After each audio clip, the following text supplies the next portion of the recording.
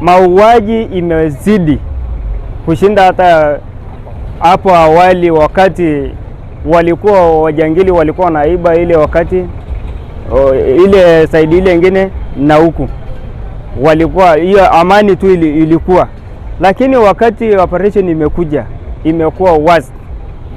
Sasa sisi tunaona hakuna kitu inatusaidia, hakuna kitu imefanyika.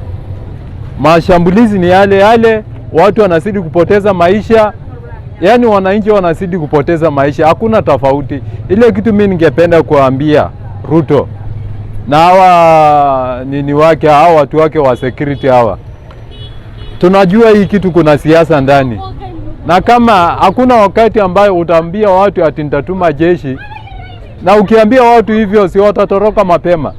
Hii jambo ya operation tangu ikuje hakuna usalama ambaye imepatikana. Ile jambo ambayo inaongelea Saidi kindani, naambia Duale ya kwamba hii barabara yetu ya kutoka Lodwar mpaka Kitale, utaenda hapa salama, ukifika tu Lokichari hakuna usalama utakuwa naye, unakuwa na uoga. Je, mimi nauliza serikali ya Kenya, sisi madriver ambao tunauliwa kila siku kwa hii barabara, ikiwa mimi ni mmoja wa madriver ambao na sisi tunauliwa, tuko na bunduki sisi, tuko na mbuzi tumebeba kwa gari, sisi tunabeba wanadamu, hakuna mbuzi ambaye sisi tunabeba.